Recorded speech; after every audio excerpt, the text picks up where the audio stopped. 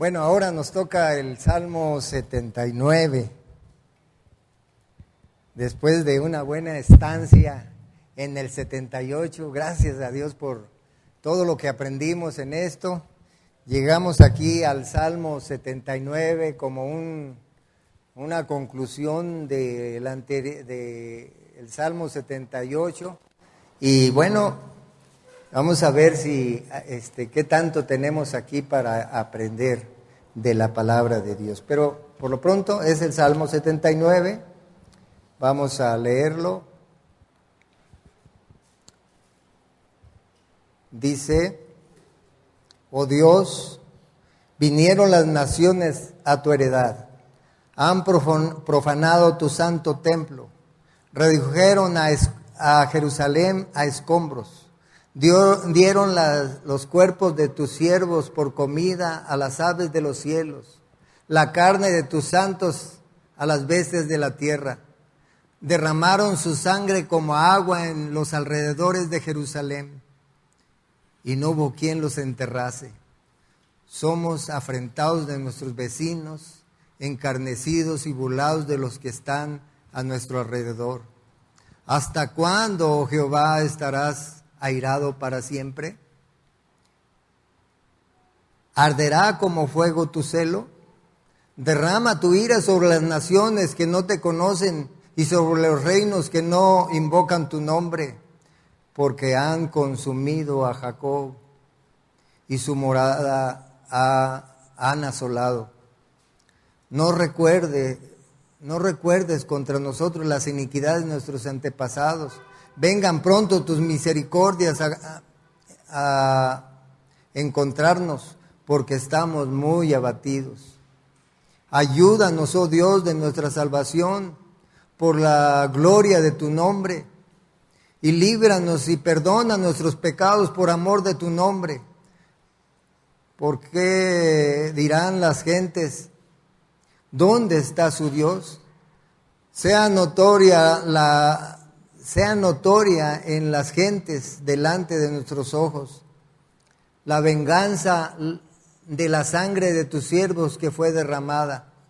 Llegue delante de ti el gemido de los presos, conforme a la grandeza de tu brazo, preserva a los sentenciados a muerte, y devuelve a nuestros vecinos en sus senos 7 tantos de su infamia con que te ha deshonrado, oh Jehová. Y nosotros, pueblo tuyo y ovejas de tu prado, te alabaremos para siempre. De generación en generación cantaremos tus alabanzas. Bueno, veo 4 temas sobresalientes en este salmo: los juicios de Dios, su justicia, su ira y su misericordia. El título que puse para este día, para esta parte que vamos del 1 al 4, los juicios de Dios y su justicia. Los juicios de Dios y su justicia. Porque dice al versículo 1: oh Dios, vinieron las naciones a tu heredad, han profanado tu santo templo, redujeron a Jerusalén a escombros. Bueno, los juicios de Dios vienen por el pecado. La destrucción es la medida extrema del pecado. Aquí en este salmo, después de una clara demostración de la paciencia de Dios, de su amor, de su fidelidad a su pueblo, se alejaban de Dios, hacían lo malo, clamaban a Dios y Él les respondía y los restauraba. Derramaba su ira y ellos eran afligidos y clamaban a Dios y se volvían a Dios y Dios los restauraba y los protegía. Eso es lo que veníamos viendo anteriormente en el Salmo 23 que Asaf estaba relacionando. El pecado de ellos como el de nosotros es la obstinación, la altivez, la soberbia, la rebelión, la necedad, la idolatría. Son pecados que están allí arraigados en el alma. Y el Salmo 78 hace un recuento de estas rebeliones y explica la razón de la destrucción de Jerusalén. Eso explica por qué Jerusalén fue destruido. Así que la destrucción es el colmo de la obstinación, de la ignorancia y el alejamiento de Dios, de la rebelión contra Dios.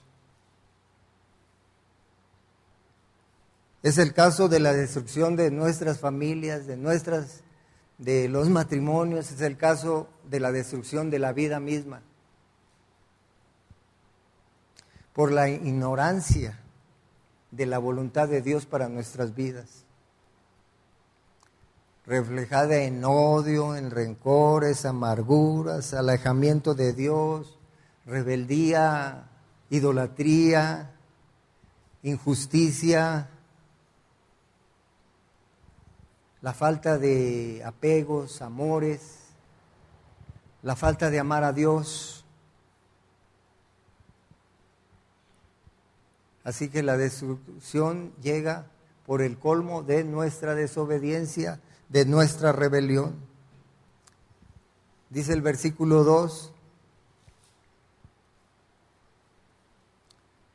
porque más bien todo esto son ofertas, ofrecimientos a los demonios para que destruyan nuestro cuerpo y algunos su alma también.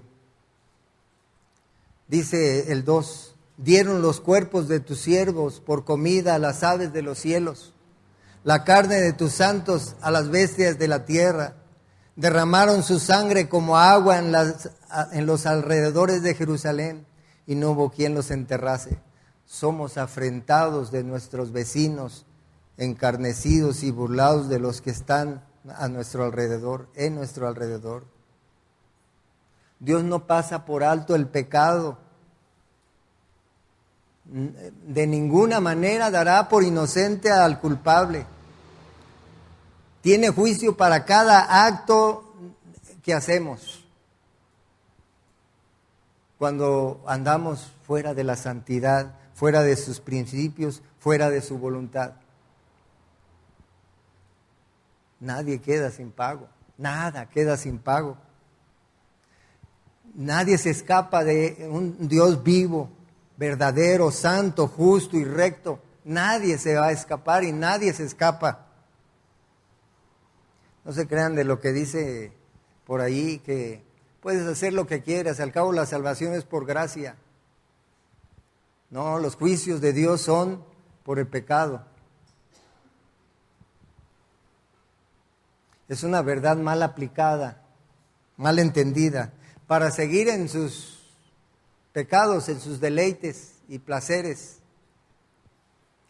Romanos 1 dice, a partir del 18, versículo 18, porque la ira de Dios se revela desde el cielo contra toda impiedad e injusticia de los hombres que detienen con injusticia la verdad.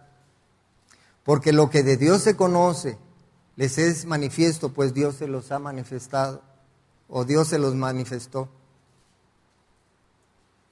Porque las cosas invisibles de Él, su eterno poder y deidad, se hacen claramente visibles desde la creación del mundo, siendo entendidas por medio de las cosas hechas, de modo que nadie tiene excusa. Pues habiendo conocido a Dios, no le glorificaron como a Dios ni le dieron gracias, sino que se envanecieron en sus razonamientos y su necio corazón fue entenebrecido. Profesando ser sabios, se hicieron necios y cambiaron la gloria de Dios incorruptible en semejanza de imagen de hombre corruptible, de aves y de cuadrúpedos y de reptiles. por lo cual también Dios les entregó a la inmundicia en la concupiscencia de sus corazones, de modo que deshonraron entre sí sus propios cuerpos, ya que cambiaron la verdad de Dios por la mentira, honrando y dando culto a las criaturas antes que al Creador, el cual es bendito por los siglos. Amén. Por eso Dios manda destrucción y muerte. Los entrega a sus propios pecados, a sus propios placeres, de modo que se degraden cada vez más, y eso es juicio de Dios y es ira de Dios. Los deja en la esclavitud de su pecado, en el dolor y la destrucción. Dice 2 Reyes 24:1, haciendo referencia a la destrucción de Jerusalén. Dice, en su tiempo subió en campaña Nabucodonosor, rey de Babilonia. Joacim vino a ser su siervo por 3 años, pero luego volvió y se rebeló contra él.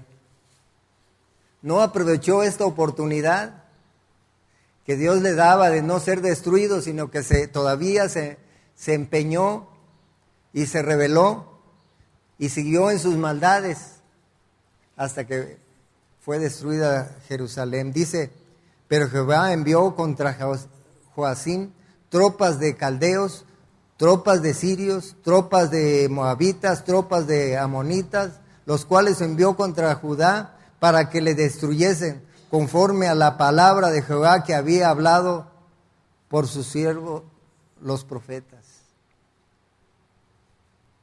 Dios actúa de manera buscando a ver si hay entendimiento, si hay conocimiento de Él, si hay arrepentimiento, si hay una actitud de rechazo al pecado, si hay algo por el cual no lo destruya.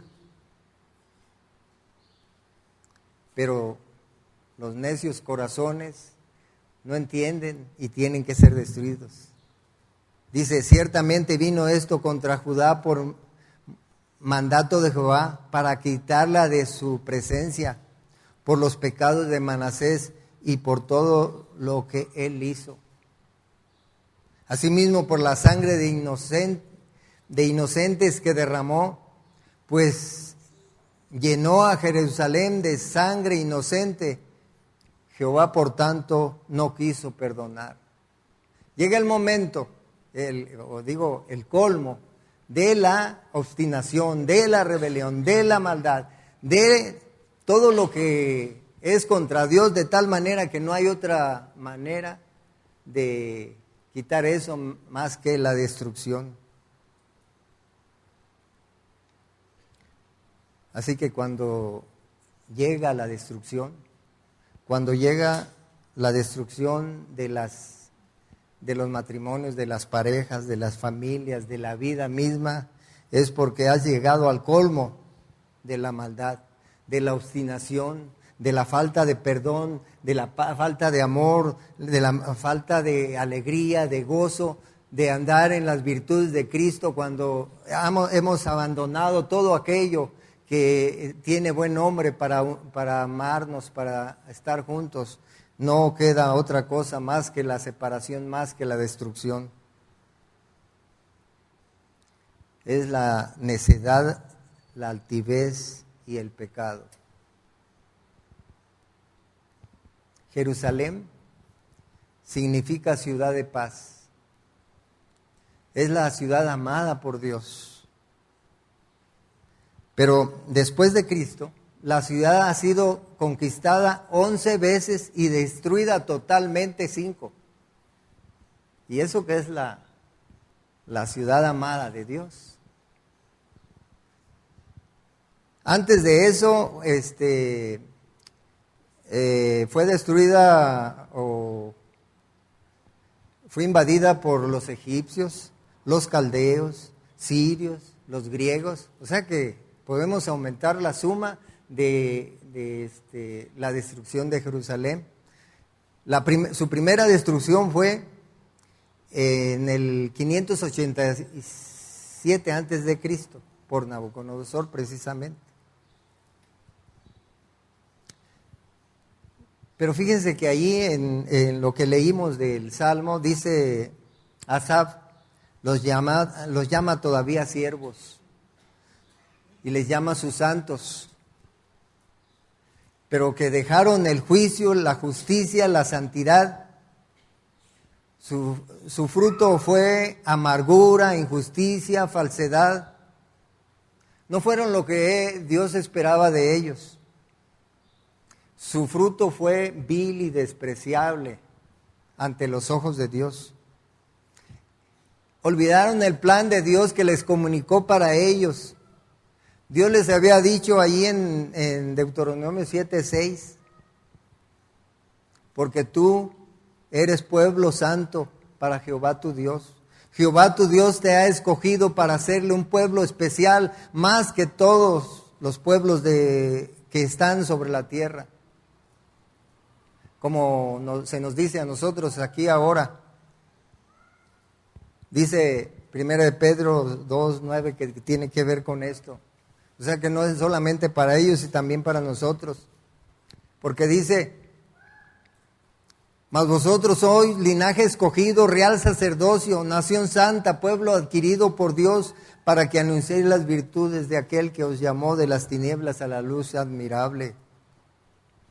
Que en otras palabras, en Deuteronomios 26, 18 y 19 dice, y Jehová ha declarado hoy que tú eres pueblo suyo. Que tú eres pueblo suyo, nos está diciendo, y nosotros lo podemos aplicar a nosotros. De su exclusiva posesión, ¿no les agrada esto que Dios diga que tú eres de su exclusiva posesión? Dice, como te lo ha prometido, para que guardes todos sus mandamientos, es decir, para que cumplas tu responsabilidad delante de Dios, de lo que Él demanda para tener trato contigo.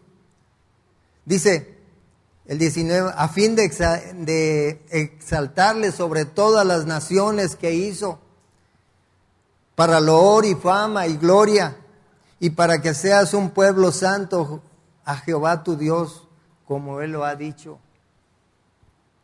para que honres el llamamiento santo, el pensamiento y el deseo de Dios de tenerte para Él, de su propia familia.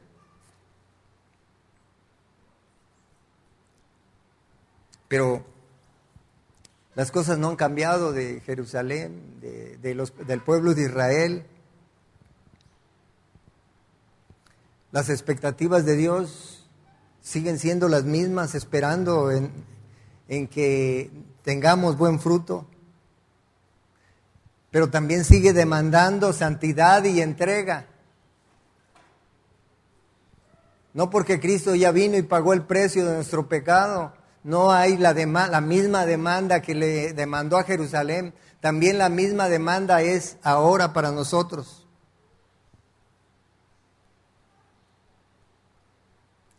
Aquí mientras Asaf anuncia la destrucción de Jerusalén y el derramamiento de la sangre de sus amados, a quien, repito, llama siervos de Dios y pueblo santo para su gloria. El mismo Dios lo lamenta por medio del profeta Isaías diciendo, Isaías 5:1. Él lamenta porque hizo todo lo necesario para tener un pueblo que le diera buen fruto. Dice, ahora cantaré por mi amado el cantar de mi amado a su viña. Tenía mi amado una viña en una ladera fértil. La había cercado y despedregado y plantado de vides escogidas. Había edificado en medio de ella una torre y hecho también en ella un lagar. Y esperaba que diese uvas y dio uvas silvestres. Ahora pues, vecinos de Jerusalén, a los que se refería Asaf, y varones de Judá, juzgad ahora entre mí y mi viña, ¿Qué más se podía hacer a mi viña que yo no haya hecho en ella? ¿Cómo esperando yo que diese uvas, ha dado uvas silvestres? Os mostraré pues ahora lo que haré yo a mi viña. Le quitaré su vallado y será consumida, aportillada su cerca y será aullada. Haré que quede desierta, no será podada ni cavada, y crecerán el cardo y los espinos, y aún las nubes mandaré que no derramen su lluvia sobre ella. Ciertamente la viña de Jehová de los ejércitos es la casa de Israel, y los hombres de Judá, planta deliciosa suya.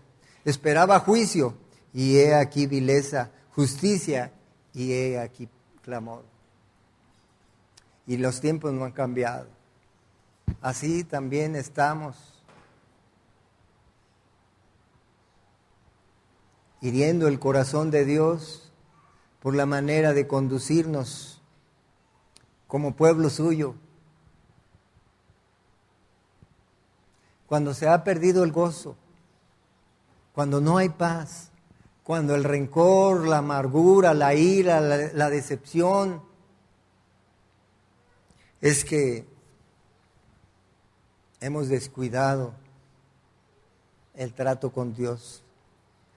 Hemos descuidado la santidad, la verdad y la justicia.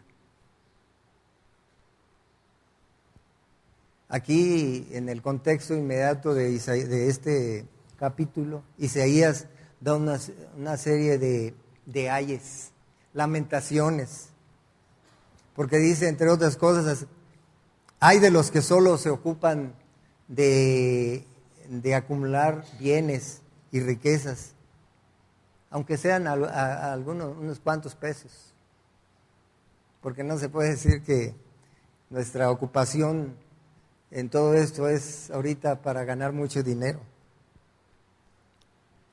Pero dice también, hay de los que viven para el gusto y el deleite, la fiesta, la embriaguez,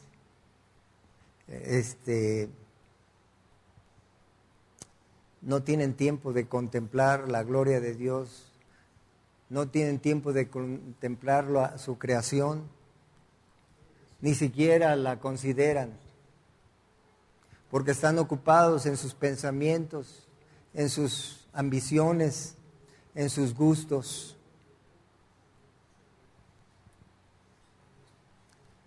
No se ocupan en buscar a Dios, en adorarle, en conocerle.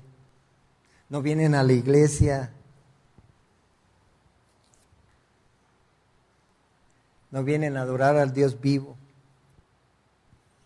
En el versículo 13 ahí del mismo Isaías 5 dice, por tanto mi pueblo fue llevado cautivo porque no tuvo conocimiento.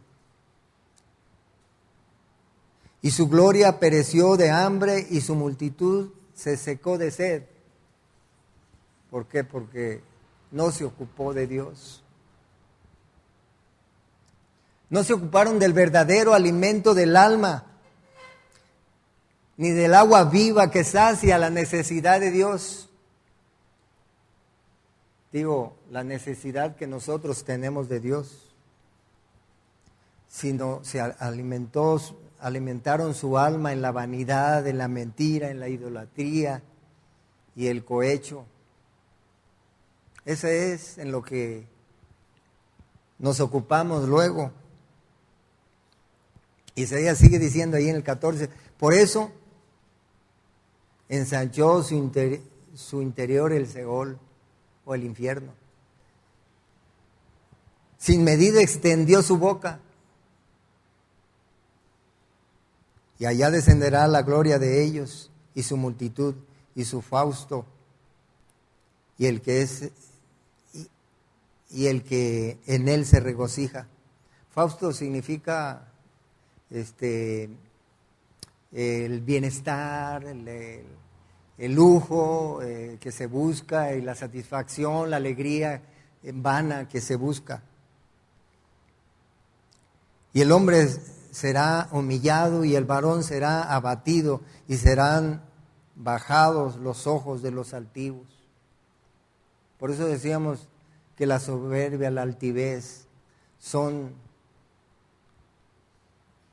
sujetos de juicio.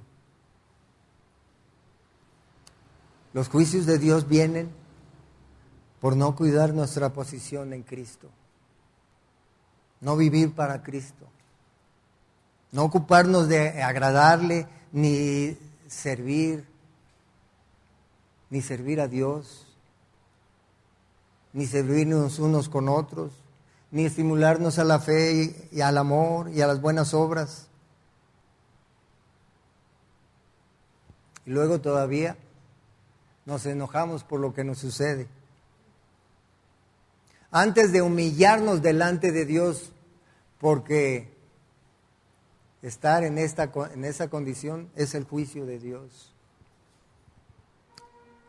No se crean tampoco de que Dios no juzga a nadie y que no hay problema.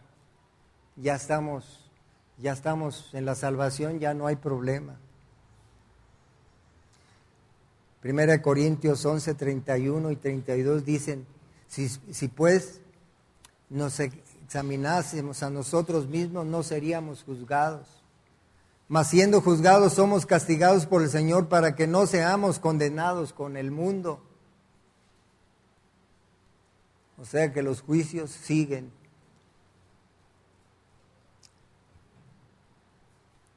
Así que la historia de Israel es nuestra historia. Somos librados. Ya estando bien nos alejamos, nos olvidamos, no oramos, no adoramos, no buscamos conocerle, no buscamos servirle. Nuevamente somos oprimidos para nuevamente clamar por la clemencia y misericordia de Dios.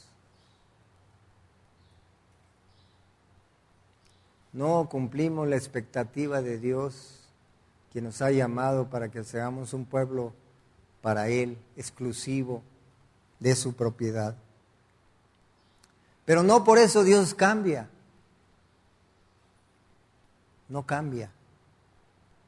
No cambia sus decretos, ni se detiene en sus propósitos. Versículo 16 de allí de Isaías 5. Pero Jehová de los ejércitos será exaltado en juicio, y el Dios Santo será santificado en justicia. No pasará por alto el pecado, tampoco el de las naciones o el del mundo, tampoco el de su pueblo, ni la maldad de sus escogidos. También son disciplinados, porque Dios al que ama, disciplina. Él de cualquier manera será exaltado en juicio y será santificado en su justicia.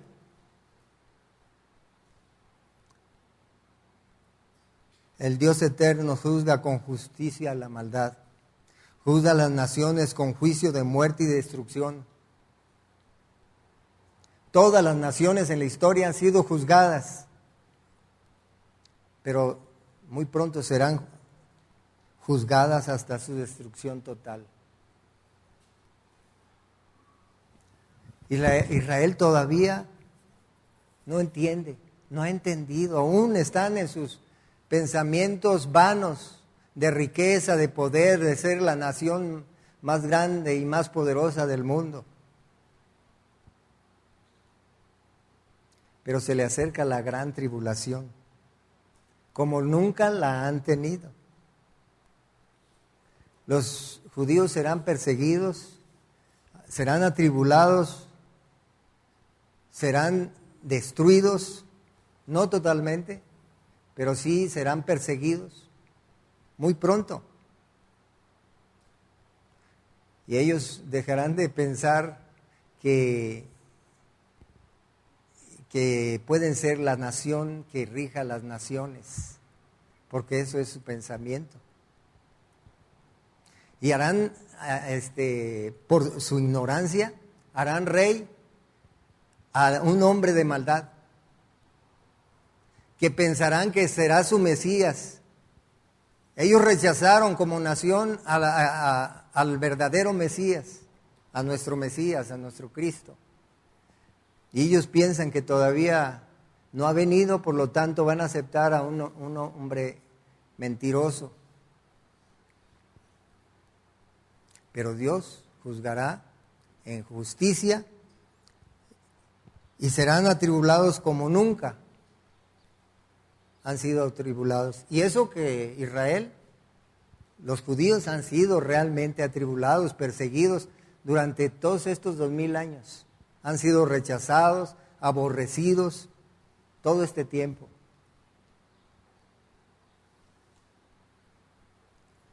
Así que las naciones van a ser juzgadas con juicio de muerte y destrucción, enfermedad, dolor, hasta la venida del Señor. Hasta que Él venga y sean destruidas con el aliento de su boca, con su palabra. Hoy somos casi 7.500 millones de personas. Así que muy próximamente, a veces nos ponemos en las noticias y vemos, que 300,000 personas fueron arrasadas por un tsunami, o que mataron acá 10, acá para acá 20. Pero muy pronto, 2.500 millones van a ser destruidos, muertos, directamente por Dios, por los juicios de Dios, por el pecado, por la maldad de la humanidad. Además, la tercera parte de los árboles, la tercera parte de los animales, la tercera parte del mar. Si quieren, pueden leer allí en Apocalipsis 8 y 9. Todos esos 2 capítulos, allí van a ver esa destrucción, que es inminente. Ya no hay tiempo, se acabó el tiempo. Pero el eterno Dios se santificará con sus juicios justos y verdaderos. No se detendrá hasta haber acabado con la corrupción y el pecado. Lo pueden leer eso no lo vamos a leer, pero en Daniel 9:24.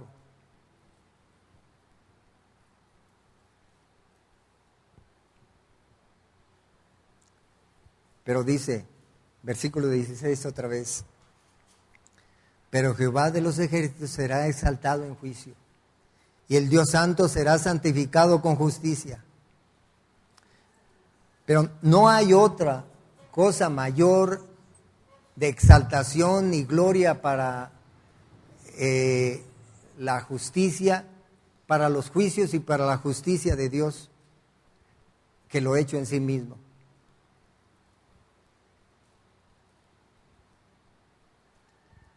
Juicio y justicia por su santidad. Tuvo que hacerlo Él mismo. Tuvo que resolver toda esta situación Él mismo. No hubo otra manera de resolverlo. Nadie más podía hacerlo. La humanidad fracasó. El hombre fracasó solamente. Pues no había otra opción que Él tenía que hacer juicio en sí mismo y justicia en sí mismo. Esto es la justicia de Dios. Juan 3:14. Y como Moisés levantó la serpiente en el desierto, así es necesario que el Hijo del Hombre sea levantado, para que todo aquel que en él cree no se pierda, mas tenga vida eterna. Porque de tal manera amó Dios al mundo, que ha dado su Hijo unigénito, para que todo aquel que en él cree no se pierda, mas tenga vida eterna. Porque no envió Dios a su Hijo al mundo para condenar al mundo, sino para que el mundo sea salvo por él. Dios amó tanto al mundo que dio a su Hijo para ser algunos, darse una familia en santidad. No fracasó, no desistió en sus propósitos, no detuvo sus planes. Sus planes siguen corriendo al punto que llegará el tiempo medido por Él, calculado por Él.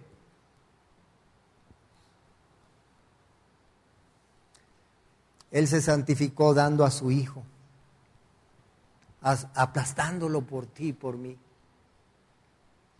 llevándolo hasta, como dijo atrás, levantándolo en lo alto sobre la cruz por ti y por mí, cargando en Él todo el peso de su perfecta ley. El justo juicio que merecías tú y que yo merecía. En esto consiste el Evangelio.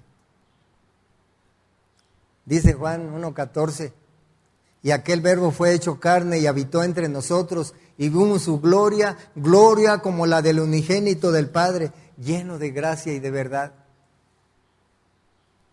Dios mismo tomó forma de hombre, viviendo una vida santa, perfecta, justa, recta, la vida que tú debiste vivir y no pudiste vivir, la vida que yo debí vivir y no he vivido.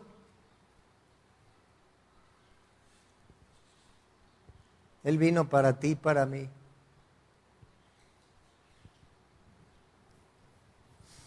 Sufriendo en la muerte que yo debía haber sufrido, que tú debiste haber sufrido. Sufriendo el juicio de Dios que te correspondía a ti y a mí, que es la muerte de acuerdo a la ley, porque dice que el alma que pecare esa morirá. Y tú ya pecaste, y yo ya pequé. No teníamos esperanza. Esta fue la única manera de salvar su plan eterno, de tener una familia para Él. Isaías 53 es lo que mejor narra esto que estamos hablando. Despreciado y desechado entre los hombres, varón de dolores, experimentado en quebranto, y como que escondimos de Él el rostro y fue menospreciado y no lo estimamos. Tan hermoso Él y fue despreciado por causa tuya y por causa mía. Ciertamente llevó Él nuestras enfermedades y sufrió nuestros dolores. Y nosotros lo tuvimos por azotado, por herido de Dios y abatido. Mas Él herido fue por nuestras rebeliones, molido por nuestros pecados. El castigo de nuestra paz fue sobre Él y por su llaga fuimos nosotros curados. Todos nosotros nos descarriamos como ovejas, cada cual se apartó por su camino. Mas Jehová cargó en Él el pecado de todos nosotros. Pero nosotros hemos sido elegidos para este evangelio. ¿O cuál es tu condición? ¿Cuál es tu posición? ¿Te has dado cuenta que fuiste elegido para este evangelio? Para este sacrificio del Hijo de Dios, por esta obra redentora del Dios Todopoderoso. Así que hemos sido elegidos para ser librados de la ira venidera. No porque lo merezcamos, ya dijimos, nadie. No había otra manera, porque nosotros no alcanzamos las expectativas de Dios. Él esperaba de nosotros que diéramos uvas y dimos, ¿qué? Uvas silvestres, amargas. No alcanzamos. ¿Tú crees esto de lo que estamos diciendo? ¿Crees que Dios dio a su Hijo para salvarte a ti? ¿Crees que vino en carne, que fue puesto en una cruz por ti? Eso es lo que tenemos que creer, es lo que tenemos que saber y creer. Estos que creen son sujetos de su amor y de su misericordia. Tú y yo, que creemos, Somos sujetos de su amor y de su misericordia. Dice 1 Timoteo 3:16, e indiscutiblemente grande es este misterio de la piedad. Dios fue manifestado en carne, justificado en el Espíritu, visto de los ángeles, predicado a los gentiles, creído en el mundo, recibido arriba en gloria. Este es de quien estamos hablando, el que padeció por ti y por mí. Primera de Juan 4:2 dice, en esto conoced el Espíritu de Dios. Todo espíritu que confiesa que Jesucristo ha venido en carne es de Dios. Si tú confiesas que Jesucristo ha venido en carne, eres de Dios. Y todo espíritu que no confiesa que Jesucristo ha venido en carne, no es de Dios. Y este es el espíritu del anticristo, el cual vosotros habéis oído que viene y que ahora ya está en el mundo y pronto se va a revelar. ¿Crees tú en este evangelio? ¿Crees en Cristo? ¿Es tu salvación? ¿Es mi salvación? Yo creo, Él es mi salvación. Juan 5:24 dice que de cierto os digo, el que oye mi palabra y cree el que me cree al que me envió tiene vida eterna y no vendrá a condenación, mas ha pasado de muerte a vida. Si tú crees, has pasado de muerte a vida. No crees porque por tu propia cuenta, porque el hombre natural no percibe estas cosas. Dice que el hombre natural no percibe las cosas que son del Espíritu porque se han de discernir espiritualmente. Y alguien que no puede creer es por eso, porque no lo puede discernir, porque él está en ese estado de muerte.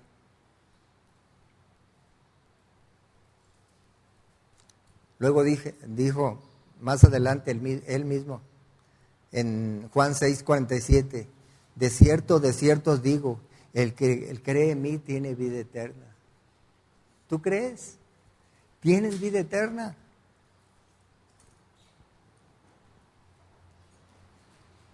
¿No crees?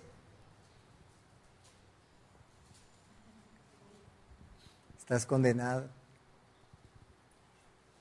Pero Él es mi salvación. Tú tienes que decir también, si crees, cree que es tu salvación.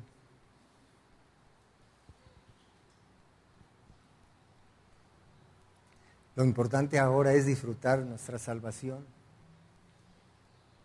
¿Ya crees? Disfrútate, disfruta el gozo de tu salvación. Pero si necesitas salvación, clama por salvación. No estoy diciendo que depende de ti, pero si estás en Cristo, si crees, lo que te falta es clamar por esa salvación, por disfrutar la salvación. Porque Romanos 10:12 dice, porque no hay diferencia entre judío y griego, pues el mismo que es Señor de todos es rico para con todos los que le invocan. Porque todo aquel que invocare el nombre del Señor será salvo. ¿Salvo de qué? Pues también de la falta de fe, de creer, de que no crees ahora, pero tienes la revelación de que Jesucristo es el Hijo de Dios que vino y murió en la cruz por tus pecados. Entonces, cree. Si te falta fe, demándala de Él, porque dice, si a alguien le falta fe, demándala de Él. Y eso es invocar su nombre, decirle, Señor, ayuda a mi incredulidad, sálvame. Sálvame también de mis circunstancias, de mi falta de seguridad, de falta de esas cosas.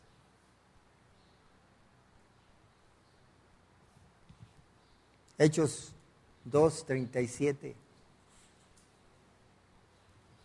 Hay un caso, un evento aquí en Hechos después de haber entendido lo que sucedió. Quizás había allí, en este contexto, había personas que dijeron, crucifícale, crucifícale. Y se gozaron y se sintieron triunfantes cuando fue crucificado y colgado en una cruz. Quizás allí había unos. Pero Pedro les dice, bueno, a partir de aquí del 37, lo que dice es, al oír esto, Pedro les había explicado lo que había sucedido, esto que acabamos de decir. Ellos se compungieron de corazón y dijeron a Pedro y a los otros apóstoles, varones hermanos, ¿qué haremos? Quizás habían dicho, crucifícale, pero estaban aquí en este momento con la revelación acerca de él. ¿Qué tienes que hacer si ahora te das cuenta de que no habías tomado en cuenta el sacrificio de Cristo por la salvación de nuestras almas? Pero Pedro les dijo, arrepentíos y bautícese cada uno de vosotros en el nombre de Jesucristo para perdón de los pecados y recibiréis el don del Espíritu Santo. Porque, dice, para vosotros es la promesa, para ti que crees, y para vuestros hijos, y para los que están lejos, para cuanto el Señor nuestro Dios llamare. El apóstol Pablo lo dice de otra manera, ahí en Romanos 12:1.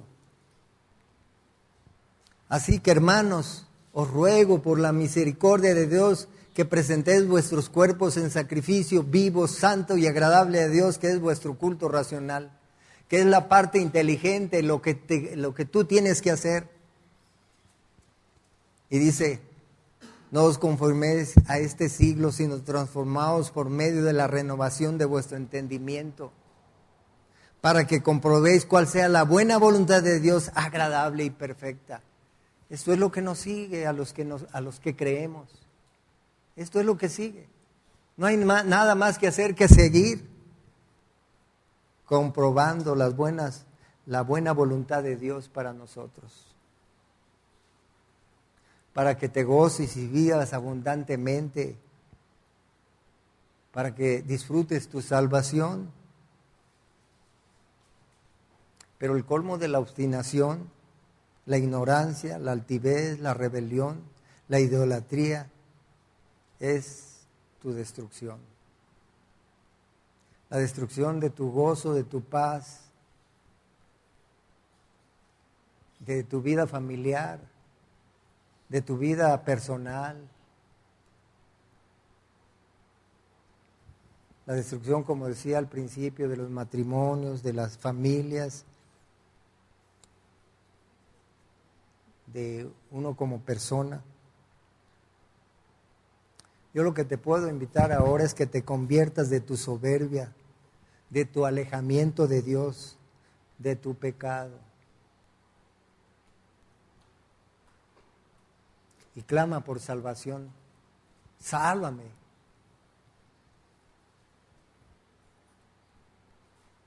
Yo creo que estamos en tiempo. Decíamos, Cristo ya viene, ya no hay tiempo para quedarnos en nuestras vanidades, en nuestros caprichos, ni siquiera en nuestros proyectos de vida, porque ya no tenemos tiempo. Porque lo que vale la pena es buscar a Dios con intensidad, disfrutar esta salvación tan grande. Te invito a que hagas eso, que reflexiones en eso, que no te encuentre el Señor ignorando su palabra, ignorándole a Él, sin voltear a ver toda su creación para maravillarte de ella. Les invito a esto. Yo lo voy a hacer. Voy a ocuparme más diligentemente en eso, más que en otras cosas que he estado muy ocupado. Es un mensaje para mí también. Estamos en la salvación, disfrutemos nuestra salvación. Dijo Cristo, yo he venido para que tengan vida y para que la tengan en abundancia. Es decir, vivir plenamente la salvación, la vida que tenemos aquí, ahora, que creemos, la vivamos abundantemente. Vamos a orar. Ay, Señor, qué vergüenza. No hemos andado en tu santidad. No hemos andado conociéndote, honrando tu nombre. Pero hoy nos ofrecemos a ti, oh Dios, a tu control, a tu perdón. Perdónanos, Señor. Perdona nuestros pecados. Perdónanos, Señor. Necesitamos de ti, Dios. Necesitamos tu salvación. Necesitamos tu paz, tu gozo, tu libertad, tu alegría, Señor. Enséñanos a amarte con todas las fuerzas de nuestro corazón, con toda nuestra mente, con todos nuestros sentimientos y con toda nuestra voluntad. Necesitamos aplicarnos a ti, Señor, al único Dios verdadero, conocerte a ti y a tu Hijo Jesucristo, maravillosos. Ahora te rogamos, Señor, que nos lleves en paz a nuestros hogares, que tu rostro resplandezca sobre nosotros, que nos des todo el bien que tienes para con nosotros, que andemos en tu comunión. Ayúdanos, Señor, llenos de ti, llenos de tu Santo Espíritu, oh Dios, que sea la prioridad de nuestras vidas, por el camino, en la casa, en el trabajo, en todas partes, Señor, que tú seas nuestra prioridad, que tú seas la atención de nuestra mente y de nuestro corazón y de todo, Señor. Bendito sea tu nombre. Lo único que podemos hacer, Señor, es humillarnos delante de ti y decirte que eres Rey, que eres Señor, que eres exaltado, que eres eterno, que eres bueno, que eres justo, que eres excelso sobre todo, Padre. Estamos delante de ti en el nombre de tu Hijo amado, Cristo Jesús. Amén.